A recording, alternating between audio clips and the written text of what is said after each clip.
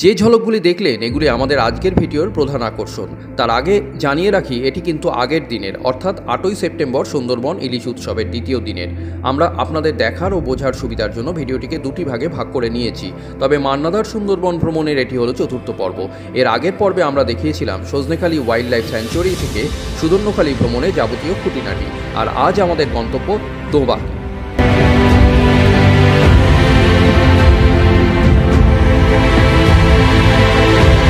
আমরা এখন সুদর্ণখালি tiger reserve থেকে আমরা বেরিয়ে পড়েছি দোবাকির উদ্দেশ্যে।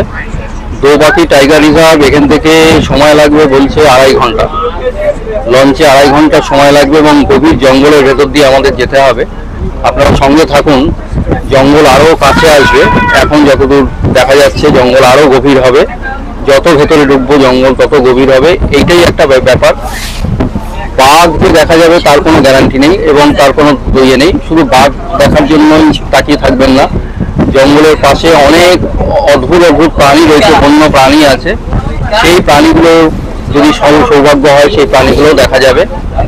হালকা ছিটে ফুটে বৃষ্টি হচ্ছে, বাঘ বেরিয়ে আসার সময়ও হতে পারে। এই একটা আদর্শ পরিবেশ, কারণ হালকা একটা সুন্দর পরিবেশ, এই ঠান্ডা পরিবেশ যত থাকবে বন্য প্রাণীদের জঙ্গল ছেড়ে বেরিয়ে আসার একটা সম্ভাবনা থাকে আর কি এইটা। এবং এখন জোয়ার চলছে, দুপুর 2টো পর্যন্ত জোয়ার চলবে এবং জল ক্রমশ বাড়বে। এখন যত সময় হচ্ছে, এখন ঘড়িতে বাজে আপনার এখন 10:30। সুতরাং জল এখন গভীর হবে। এখন নিয়ে আমরা এখন জঙ্গলের ধার দিয়ে ডান দিকের ধার দিয়ে এগোচ্ছি। আকাশে একটু আগেই মেঘ পড়েছিল, এখন দেখা যাচ্ছে নীল আকাশ, মেঘ সরে গেছে। একটু আগেই মেঘ দেখা গেছিল। অপূর্ব সুন্দর ওয়েদার, একদম ভারী সুন্দর ওয়েদার। আমাদের লঞ্চ উপাসনা ধীরে ধীরে ধীরে ধীরে এগিয়ে চলেছে দোবাকি জঙ্গলের দিকে। এই যে সামনে আমি দেখানোর চেষ্টা করছি, ওই সামনে দেখুন ডান দিকে বাঁক নেবে, ওই দিকটাতে আমাদের এবার আমরা বাঁ দিকে আর একটু ওই সাইডটা এবার ঘেঁষে যাব। আমরা জঙ্গলের বাঁ দিকের দিক দিয়ে যাব, লঞ্চ সেদিকেই যাচ্ছে। আমাদের লঞ্চ কিন্তু মুখটা ক্রমশ নদীর বাঁ দিকে চলে যাচ্ছে, ওই সাইডটা। এখন কিন্তু দুই দিকেই জঙ্গল, এই সোজা জঙ্গল। এবং জঙ্গলের ভেতর দিয়েই আমরা এখন ঢুকছি আর কি। যত গভীরে যাবো তত জঙ্গল। এটা এখন জঙ্গলের ভেতর দিক দিয়েই আমরা ঢুকছি কম বিয়েতে। এখন দেখুন বাঁ দিকে আমরা চলে যাচ্ছি একদম ওই সাইড দিয়ে। আমুদি মাছের ভাজা চলে যাচ্ছে।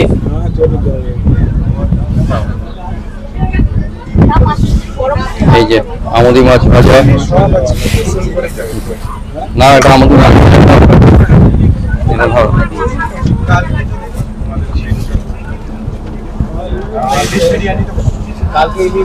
ইলিশ উৎসব হয়েছে আমুদি মাছের ভাজা।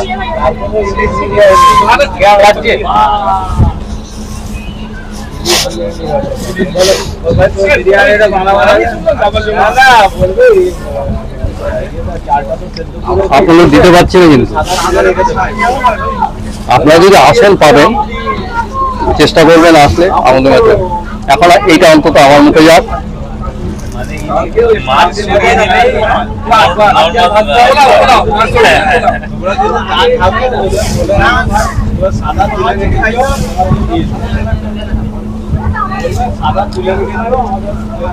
জঙ্গলে বাঘ রয়েছে আর আমরা আমুদি মাছ।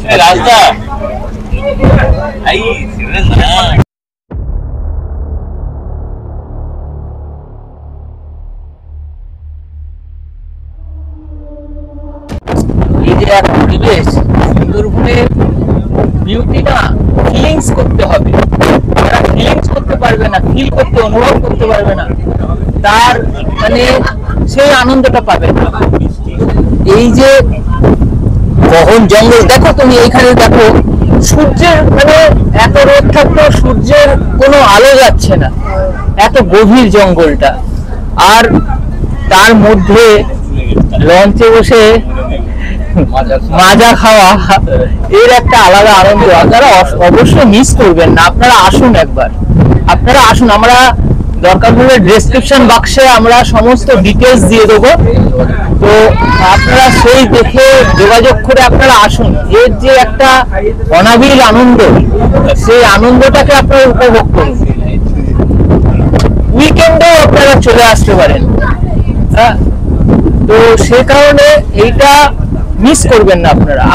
আমাদের ভিডিওটা দেখুন, এখানে প্রত্যেকটা মানে ডাইরেকশন আপনারা পেয়ে যাবেন। আমরা যতটা পেরেছি ছোট ছোট দিকগুলোকেও আমরা খেয়াল রেখেছি, এবং কোথায় কিভাবে আপনারা যোগাযোগ করবেন, কিভাবে আসবেন, এইটাই আমাদের উদ্দেশ্য। আর দেখুন কি সুন্দর খাড়ি, দেখেছেন কিরকম ভাবে বেঁকে চলে গেছে। এর যে একটা বিউটি আছে, এর যে একটা ন্যাচারাল বিউটি আছে, এইটা মানে শুধু ফিলিংস এর ব্যাপার। আপনারা হয়তো ভিডিওটা দেখেই আপনারা কত খুশি হচ্ছেন, যখন আপনারা ন্যাচারালি আসবেন তখন দেখবেন যে কতটা ভালো লাগে আপনাদের। মানে সত্যি অনিরুদ্ধ, এই ফিলিংসটা তুমি তো এর আগে এক্সপিরিয়েন্স আছে, তুমি প্রায় 8-10 বার এসছো, কিন্তু আমি এই প্রথম আসলাম। তো এই ফিলিংসটা একটা ব্যাখ্যা করা না, এটা শুধু অনুভব করা। দন্ডখালি খালটা কিন্তু এদিকে চলে যাচ্ছে। আমরা ছোট চ্যানেলের মধ্যে দিয়ে আমরা আবার সামনে আরেকটা নদী চলে আসবে সুন্দরখালি, সেটাতে আমরা যাব। দেখছেন বলবনি ভরানি, এখানে দেখুন এই ছোট ছোট হিতাল গাছও দেখতে পাচ্ছেন, এই খেজুর গাছের মতো দেখতে পাচ্ছেন যেগুলো, সেগুলো হচ্ছে সুন্দরবনের বিখ্যাত গাছ হিতাল গাছ। বিখ্যাত কেন না, এই হিতাল জঙ্গলের মধ্যে বাঘের আনাগোনা বেশি। এখানে দেখছেন জঙ্গলের মধ্যে বাঘটা বেশি থাকে, তার কারণ হিতাল গাছের পাতা রঙের সাথে বাঘের রঙের কালারটা মিশে যায়, ট্রান্সলেট হয়ে যায়। এর জন্য বাঘ নিজেকে এখানে সুন্দরভাবে লুকাতে পারে হিতাল জঙ্গলের মধ্যে। আর হিতাল জঙ্গলটা অতিরিক্ত ঘন হয়, যে কারণে কি হয়, পুরুষ বাঘ তো বাচ্চা বের করার চেষ্টা করে, ওই জন্য বাঘিনী কি করে তার বাচ্চাগুলোকে হিতাল জঙ্গলে। তবে এখানে আমরা স্বল্প পরিমাণে হিতাল গাছ দেখছি, কিন্তু কিছু কিছু জায়গাতে সেই দ্বীপটাতে পুরোটাই হিতাল গাছই রয়েছে, আর ভেতরেও আছে হিতাল গাছ। আমরা এখন বনডুবির ভাড়ানির মধ্যে দিয়ে যাচ্ছি। এক গভীর জঙ্গল, আকাশে মেঘ করেছে, জঙ্গলের ভেতর দিয়ে আমরা এগিয়ে চলেছি। এই দুই দিকে হেতালের জঙ্গল, হেতালের গাছের পাতা আর বাঘের গায়ের রং একসাথে মিলেমিশে একাকার হয়ে যায়। ধীরে ধীরে ধীরে ধীরে ধীরে ধীরে আমরা জঙ্গলের দিকে এগিয়ে চলেছি।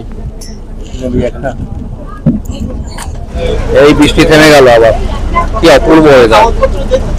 এই মাত্র বৃষ্টি, ওখানে বৃষ্টি হচ্ছে, এখানে আবার রোদ উঠে গেল।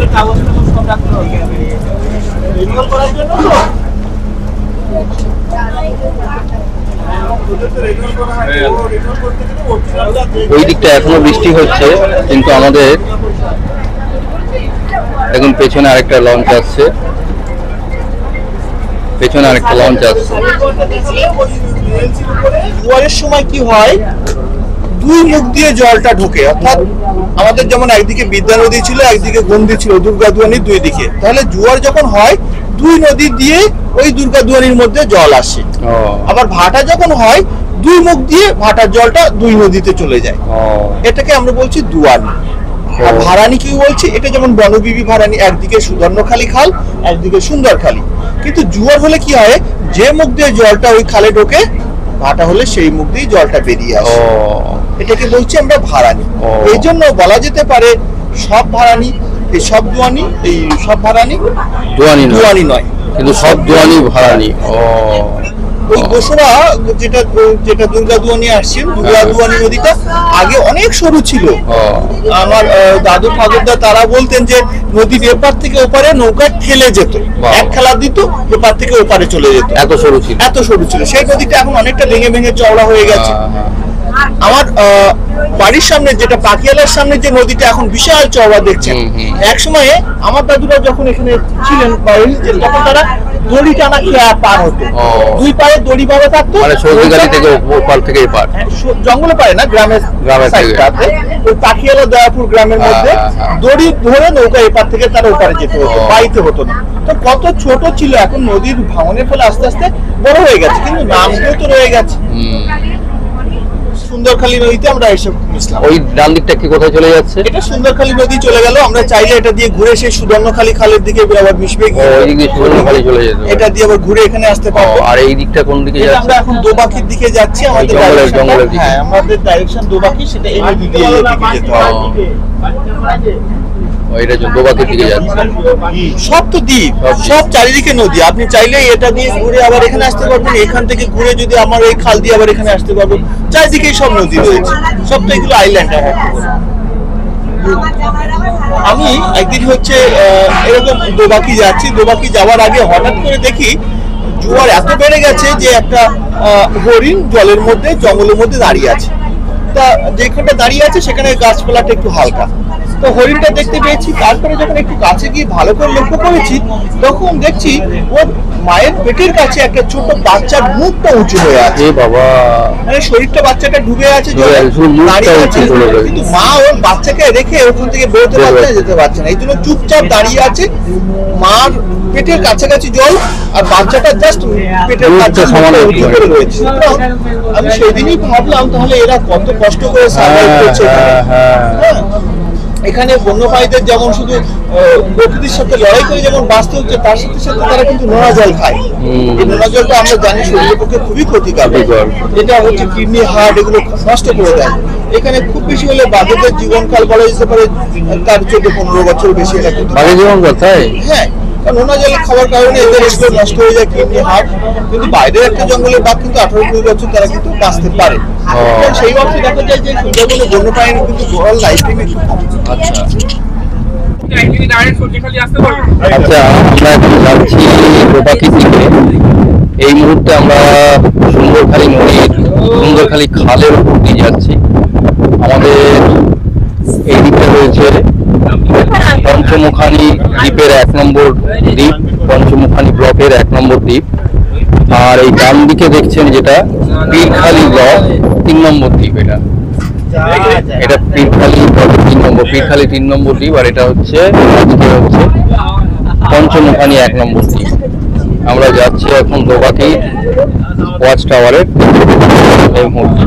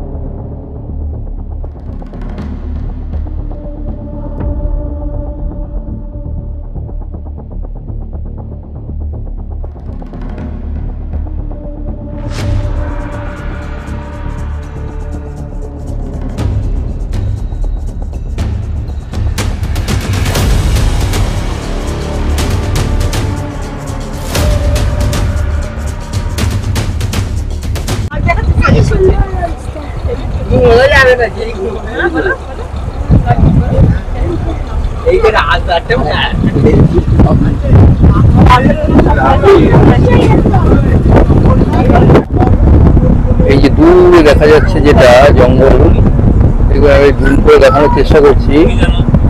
এই যে জঙ্গলের ভেতরে ছোট ছোট সুরঙ্গ টাইপের গাছের ফাঁক দিয়ে যে অন্ধকার জায়গা দেখা যাচ্ছে, জায়গাটা আপনারা কতটা ভালো দেখতে পাচ্ছেন না।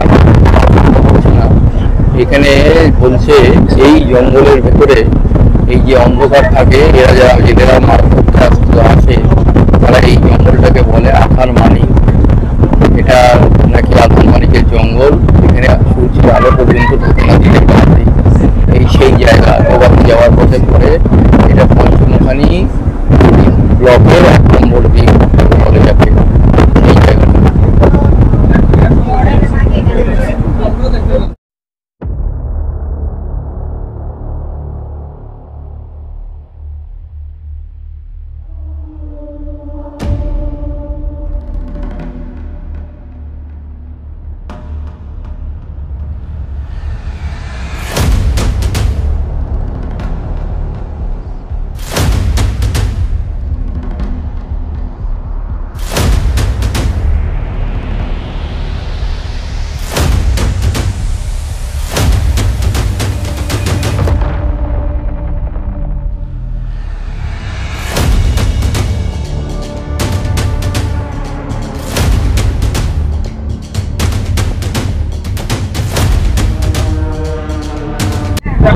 এখন বাঁ দিকে যাবো,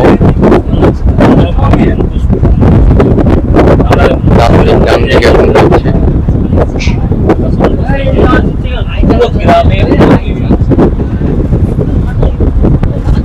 ডান দিকটার সামনেটা কি আছে? ডান দিকটা সামনে বড় যে নদীটা দেখতে পাচ্ছি তার নাম হচ্ছে গাজীখালী। বড় গাজীখালী বলা হয় এটা। আচ্ছা, এটা অনেকটা গভীর নদী, আপনার আনুমানিক গভীরতা আছে প্রায় 80-100 মিটার কাছাকাছি।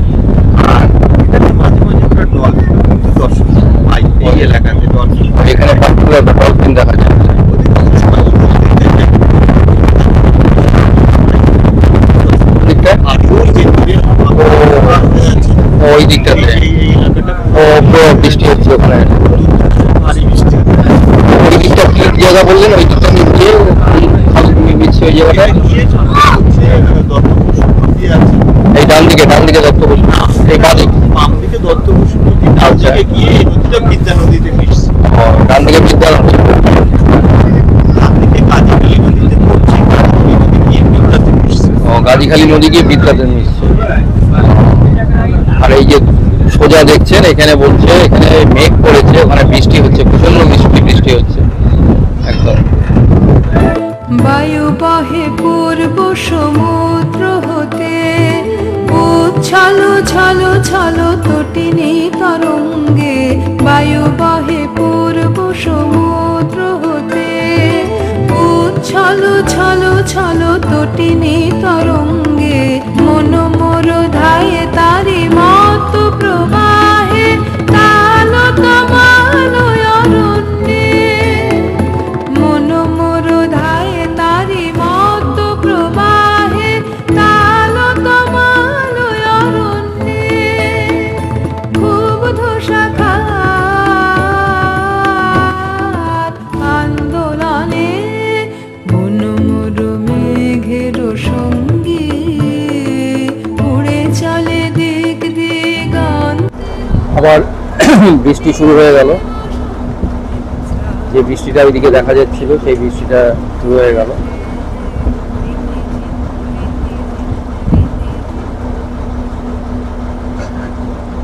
শুধু জল আর জল। দেখুন এবার এই হচ্ছে সুন্দরবনের অরিজিনাল বিউটি।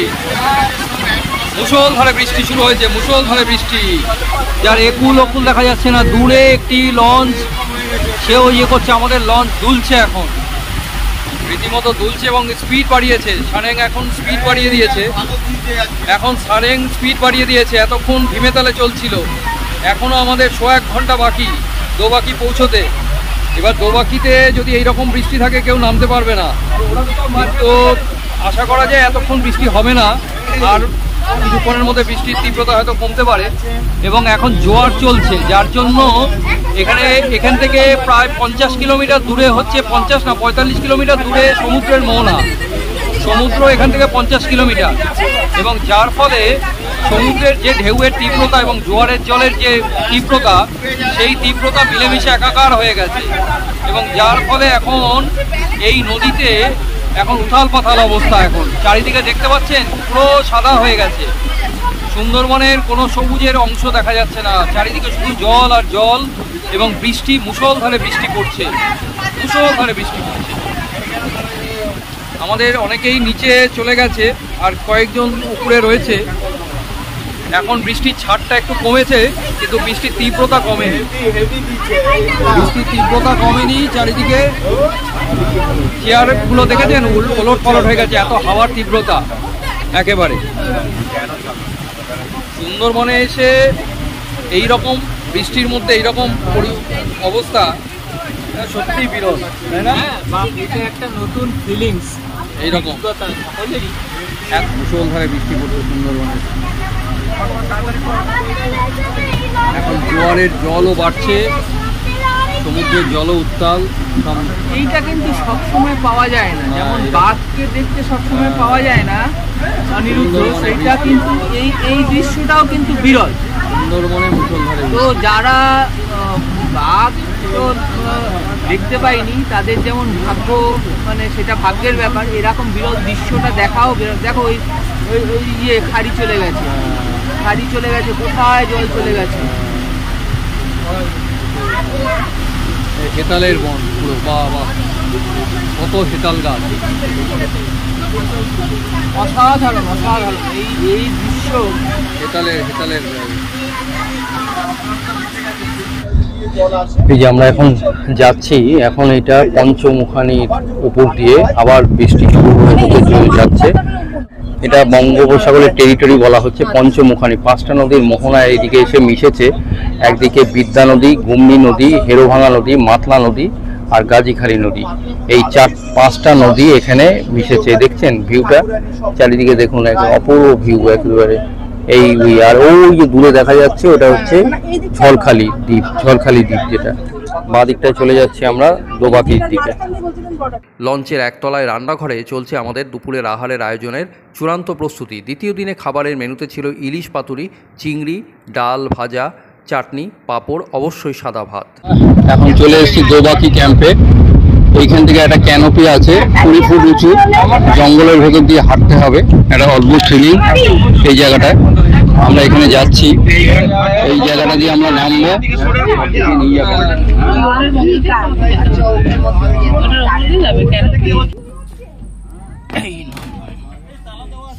হ্যাঁ হ্যাঁ, গেট বন্ধ আছে, এখানে নামবেন না, গেট বন্ধ আছে। অনেকেই তখন লঞ্চ থেকে নামার প্রস্তুতি নিচ্ছিলেন। ফরেস্ট গাইডের নির্দেশ মেনে সকলে ফের লঞ্চে উঠে পড়লেন। সবাইকে নিয়ে আমাদের লঞ্চটি তখন পাশে আরেকটি প্রবেশদ্বারের দিকে এগোতে থাকলো, কিন্তু নামার সময় ফের বৃষ্টি চলে আসায় আমাদের কিছু সময় অপেক্ষা করতে হলো। তবে সেই ফাঁকে আমরা তখন দুপুরের আহার সেরে নিলাম। এরপর আমরা প্রবেশ করলাম দোবাকি ক্যানোপির দিকে।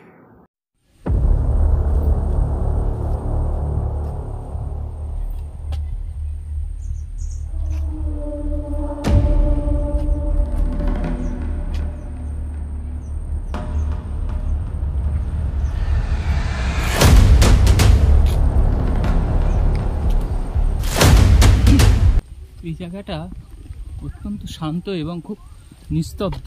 অবশ্য আমাদের গাইডরা বলেছে যে এই জায়গাটা বেশি চেঁচামেচি না করতে, কারণ সরাসরি জঙ্গলের মধ্যে একটা ঘেরাটাও হলেও আমাদের সামনে দেখছি চিৎকার চেঁচামেচি হচ্ছে, এইগুলো করা উচিত নয়। আপনাদেরও বলি, এইগুলো আমরা সবসময় মেনটেন করি না। ওরা কিন্তু বারবার বলে এই জায়গাটা আমাদের প্রত্যেকেরই মেনটেন করা উচিত। এগুলো আসলে এখানে যারা রয়েছে, আমরা তো অন্যের এলাকায় রয়েছি, টেরিটরিতে, এগুলো বন্য প্রান্তের টেরিটরি এখানে, ওই জন্য সেই টেরিটরিতে এখানে আসা উচিত। আসতে গেলে চুপচাপ থাকতে হয়, কিন্তু অনেকে সেটা মেনটেন করে না। আপনারা এই জায়গাটা আমরা দেখে এসেছি, এইবার ক্যানোপিতে উঠছি আমরা। এই হচ্ছে ক্যানোপিটা কি একটু বলা দরকার। আমরা এতক্ষণ এই লঞ্চ দিয়ে আমরা তার সমস্ত ধারগুলো, কিন্তু অরণ্য কি, অরণ্যর মাঝখানটা কি, সেই জায়গাটা দর্শনের জন্য এই জায়গাটা গভর্নমেন্ট থেকে করা হয়েছে। এখানে বাদাবনের ভোদর বিশ্বব্যাপী একটি বিকল্প, এটা স্তন্যপায়ী, এখানে দেখা যায়।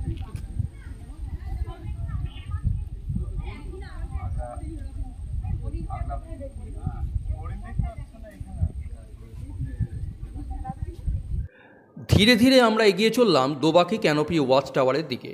একটা সিঁড়ি ভেঙে আমরা উঠে পড়লাম ওয়াচ টাওয়ারে। সেখানে তখন আমাদের সাথীরা রয়েছেন। বেশি লোকজন না থাকায় চারিদিকে এক নিঃশব্দ আর নীরবতা যেন জঙ্গলের রূপকে অসাধারণ করে তুলেছিল। দূরে মিষ্টি জলের পুকুর থেকে সুন্দরবনের বিস্তীর্ণ এলাকার ছবি তখন আমাদের চোখের সামনে। আসুন আমরা ঘুরি, এখন অনেকটা পথ আমাদের যেতে হবে, এটা প্রায় 500 মিটার, প্রায় হাফ কিলোমিটার রাস্তা আমাদের ক্যানোপির উপর দিয়ে হেঁটে যেতে হবে। আসুন।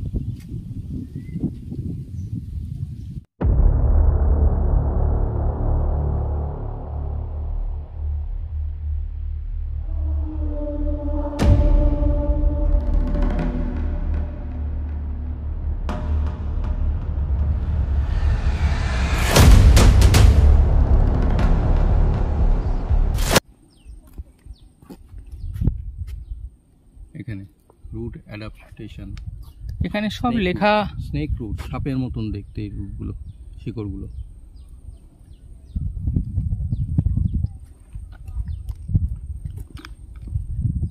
বাংলাদেশে এই you know about the Ganges shark, এগুলো দেখি গাঙ্গেয় হাঙর কামুট সম্পর্কে জানেন? এইগুলো সুন্দরবনে কিন্তু এইটা ভালো করে লেখাটাকে ইয়ে করো।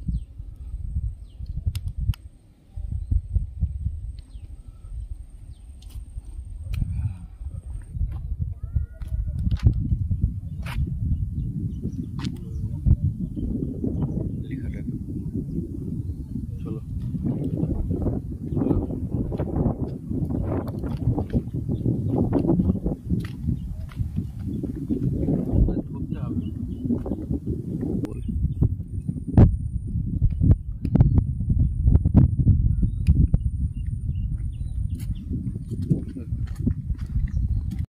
লোহার নেট দিয়ে ঘেরা জঙ্গলের ভূমি থেকে প্রায় 20 ফুট উঁচু ক্যানোপি দিয়ে আমরা তখন হাঁটা শুরু করলাম। আমাদের নজর তখন গহন অরণ্যের দিকে। আকাশ তখন পরিষ্কার হয়ে গিয়েছে। নীল আকাশের নিচ দিয়ে সুন্দরবনের গভীর জঙ্গলের ভিতরে দোবাকি ক্যাম্প দিয়ে হেঁটে চলেছি নীরবে নিঃশব্দে। দূর থেকে ভেসে আসছে পাখির কলতান, কখনো বা বন্য প্রাণীর অদ্ভুত আওয়াজ, কোথাও বা গাছের পাতা নড়ার শব্দ কানে ভেসে আসছে।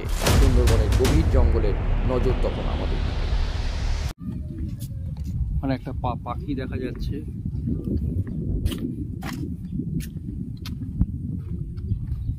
চলে এসেছি আমরা এখান থেকেই।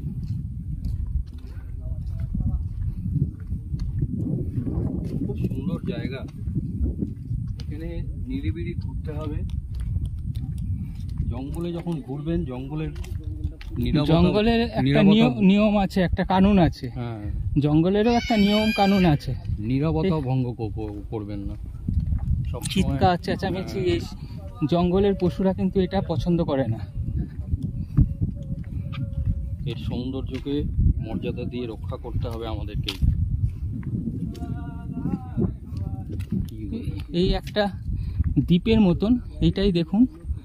আমরা আবার সেই ঘুরে গিয়ে জলের মধ্যেই, যদিও আজকে আমাদের এখান থেকেই ওঠার কথা ছিল, প্রবেশ করার কথা ছিল, আজকে বন্ধ করা রয়েছে বলে আমাদের এখান থেকে আমাদের ওই যেটা দিয়ে বেরোতে হয় আমাদের সেটা দিয়ে আজকে ঢুকতে হলো।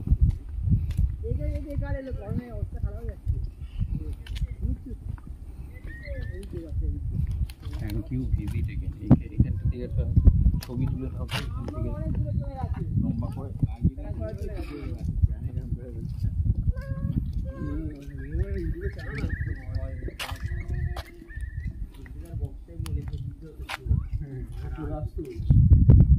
কি করে করবে, তার কাছে মোবাইল নেই, কিছু নেই। এবার সে কোনো একটা জায়গায় যেতে চায়, ঘাটে, এবার সে কি করবে, তার কি করণীয় এইরকম জায়গায়?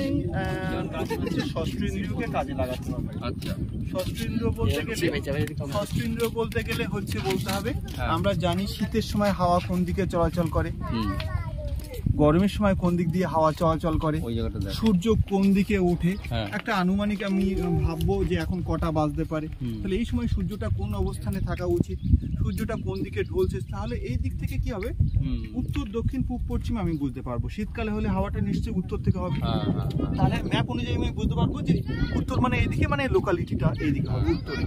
দক্ষিণ দিকে যদি আমি যেতে থাকি তাহলে ভাববো আমি সমুদ্রের দিকে চলে যাচ্ছি। সূর্যটা এখানে রয়েছে, সূর্যটা পূব এইখানে রয়েছে, তাহলে আমি যদি দেখি আমার ছায়াটা, তাহলে কি হবে, সূর্য এইদিকে, তাহলে সূর্য পশ্চিম দিকে যাচ্ছে। ও মানে ছায়া যদি সামনের দিকে থাকে তাহলে সূর্য পশ্চিম দিকে হ্যাঁ, যাচ্ছে। তাহলে সবসময় আমি দেখতে পাচ্ছি ছায়াটা এদিকে যাচ্ছে, মানে সূর্য ওইদিকে ওইদিকে যাচ্ছে, তাহলে এটা পশ্চিম দিকে যাচ্ছে। আচ্ছা, তাহলে তাহলে- এটা আমাদের ষষ্ঠ ইন্দ্রিয়টাকে কাজে লাগিয়ে তখন সেই দিক থেকে দিক নির্ণয় করে আপনাকে বেরোতে হবে।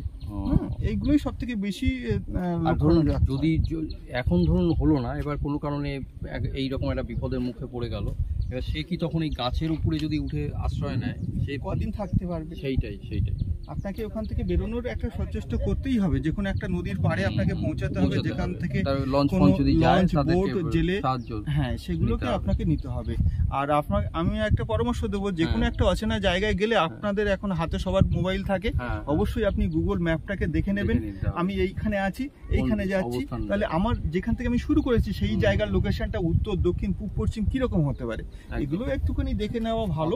করে নিতে পারলে তাহলে গ্রুপ ট্যুরে থাকলে কোনো অসুবিধা নেই, হ্যাঁ, কিন্তু কিন্তু single সিঙ্গেল যখন সোলো হ্যাঁ, ট্রিপ করলো তো তখন তখন কিন্তু এইগুলো আপনার লোকেশনটা জানা দরকার, যে আমি ম্যাপের কোন দিকটাতে যাচ্ছি, কোন দিকে আমি ফিরবো, প্রত্যাবর্তন করবো, সেগুলো একটু জেনে নিলে তাহলে হয়তো কিছুটা আপনি সাহসের সাথে কিন্তু সেই সব জায়গাগুলোতে ফিরে আসতে পারবেন। আর এই শুনলাম ওই হরিণ দেখেছে, তাহলে হরিণ যখন রয়েছে তার মানে এই চত্বরে এখন আর বাঘ নেই, তার মানে ধরে নেওয়া যেতে পারে। ওটা সবসময় বলা যায় না, তাই আমি এমনও দেখেছি যে হরিণও আছে আবার বাঘও রয়েছে। আমি দেখেছি বাঘ শুয়ে আছে, হরিণ তার সামনে দিয়ে হেঁটে যাচ্ছে, হরিণ শিকার করতে, বাঘ শিকার করতে বসেছে হরিণের দিকে, হরিণগুলো চিৎকার করে ডাকছে, এরকমও দেখেছি। অনেক সময় এরকম পুকুরের এপারে হচ্ছে হরিণ শুয়ে আছে, পুকুরের ওপারে বাঘ জল খেতে এসছে, এমনও দেখেছি। সবসময় সবসময় যেটা হয় এই লজিক হয় না। আচ্ছা, এই তার কাটাটা দিয়েছে কেন ওই দিকটা আর এই দিকটা হ্যাঁ, এখানে এটা হরিণের একটা পার্ক। কোনটা? ওই এই পাশে দেওয়া আছে, ওই দিকেরটা? হ্যাঁ, ভিতরে যেটা দেখছেন ওইদিকে যে অংশটা, ও হরিণের এটা হরিণের পার্ক। ও। আমাদের বিভিন্ন যেখানে ডিয়ার পার্ক আছে, যেখানে হ্যাঁ। হরিণের সংখ্যা বেড়ে যায়, আচ্ছা। অর্থাৎ দহরা, রামপুর মিশন, মেদিনীপুর, বিদিশা, হ্যাঁ। এইসব জায়গা থেকে মাঝে মাঝে হরিণ কিন্তু সুন্দরবনের জঙ্গলে আনা হয়। ও কিন্তু পার্কের হরিণ এনে হঠাৎ করে জঙ্গলে ছেড়ে দিলে তারা তো বাঁচবে না, বাঁচবে না, এই হ্যাঁ। জন্য এই খাঁচার মধ্যে তাদেরকে কিছুদিন রাখা হয়, ও। অভ্যাস করানো হয়, ও। এই পরিবেশটা, নোনা জল, নোনা গাছের পাতা, হ্যাঁ। আর ওরা যেটা ও এর মধ্যে বাঘ ঢুকতে পারে না এর মধ্যে? না, এইটা পুরোটাই প্যারিকেড করা আছে। ও আচ্ছা আচ্ছা। সুতরাং এখানে বেশ কয়েক মাস ওদেরকে রাখার পরে তারপরে যখন একটু জঙ্গল সম্পর্কে তাদের এই নোনা জল, গাছপালা, পরিবেশটা অ্যাডজাস্ট হয়ে যায়, তারপর তাদেরকে আবার পুনরায় জঙ্গলে ছেড়ে দেয়। এই মুহূর্তে আছে এই মুহূর্তে নেই, তবে মাঝে মাঝে আনা হয়, আবার তাদেরকে পুনরায় ছেড়ে দেওয়া হয়। কেননা সম্প্রতি দেখছি সুন্দরবনের যারা বিশেষজ্ঞ আছে বা অনেকেই আছে মনে করছেন যে বাঘের খাবার সংখ্যা কমে যাচ্ছে, যে কারণে বাঘ আস্তে আস্তে অন্য জীবজন্তু বা মানুষের উপর আক্রমণ করতে চেষ্টা করছে। এই জন্য মাঝে মাঝে ফরেস্ট ডিপার্টমেন্ট বাইরে থেকে হরিণ বলুন, কোনো শুকর বলুন, এনে জঙ্গলে কিন্তু ছাড়ার চেষ্টা করছে, বা এরকম হচ্ছে আর কি। এটা কি নতুন একটা একটা নতুন, হ্যাঁ, নতুন একটা ভিউ পয়েন্ট এখানে বানানো হচ্ছে। এখানেও আগে একটা টাওয়ার ছিল, পুরানো টাওয়ারে ছিল এখানে, ফাইনাল সময় সেই টাওয়ারটা ভেঙে যায়, সেই কারণে আবার নতুন করে এই ভিউ পয়েন্টে। আর আমাদের এখানে দোবাকিতে প্রচুর টুরিস্ট আসে, হ্যাঁ, শীতকালে এইসব জায়গাগুলোতে ভিড় থাকে প্রচুর। ভিড় মানে কি, আপনি সবসময় রাস্তাগুলোকে জ্যাম পাবেন এরকম। এই জন্য একটু নতুন করে ভিউ পয়েন্ট করলে আলাদা আলাদা জায়গায় ডিস্ট্রিবিউট হয়ে যাবে, লোকে ছবি তুলতে পারবে, জায়গাটার মূল আকর্ষণ একটু বাড়বে। এই জন্য বলছিলাম যে বাংলাদেশে এইরকমই কয়েকটা জায়গা রয়েছে কিন্তু ওদের কোনো ঘেরান নেই, পুরো ফাঁকা একদম। ওইটাই খুব সেই ডেঞ্জার, জঙ্গলের মধ্যে দিয়ে একদম, হেঁটে গিয়ে হ্যাঁ। তারপর টাওয়ারে উঠতে হয়। আমি দেখছিলাম একটা ভিডিও দেখছিলাম, খুব ডেঞ্জার। ফরেস্ট গাইডের সঙ্গে আমি তখন কথা বলতে বলতে হেঁটে যাচ্ছিলাম। আচমকা দেখলাম নিচের জঙ্গলে হরিণের ঘেরাটোপের মধ্যে একটি বন্য হরিণ ঢুকে পড়েছে। ক্যামেরা মুভ করার আগেই সে নিজেকে আড়াল করার চেষ্টায় ছোটাছুটি শুরু করে দিয়েছে।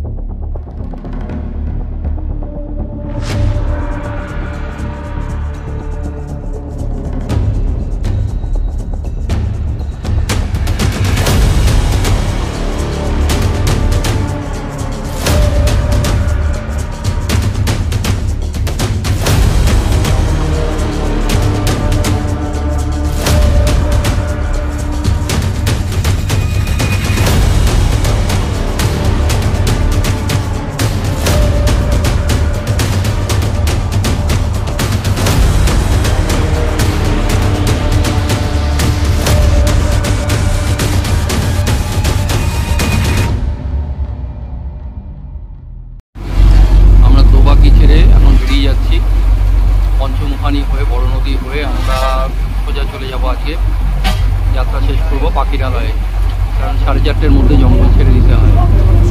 আমরা রওনা দিলাম পাখিরালয়ের উদ্দেশ্যে। আজকে দ্বিতীয় দিনে রাতের বেলায় ফ্রাইড রাইস, তাই তো? এটা মিক্সড ফ্রাইড রাইস না, normal fried rice, veg fried rice. Veg fried rice. আর এটা এখানে আপনার আলু কষা আছে, আলু কষা আছে। আর এটা এটা আপনার চিলি চিকেন। এটা চিলি চিকেন। আর যারা চিলি চিকেন খাবে না, যেমন দুজন বলছে চিলি চিকেন খাবে, তার জন্য পনির করা হয়েছে। ও পনির, চিলি পনির, একদম ঠিক আছে, একদম। আলু কষা,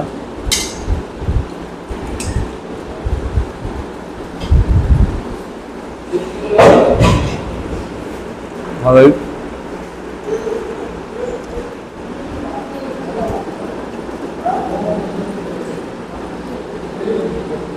রাতের ডিনার, ভেজ ফ্রাইড রাইস, আলুর দম, চিলি পনিরটা ভালোই হয়েছে।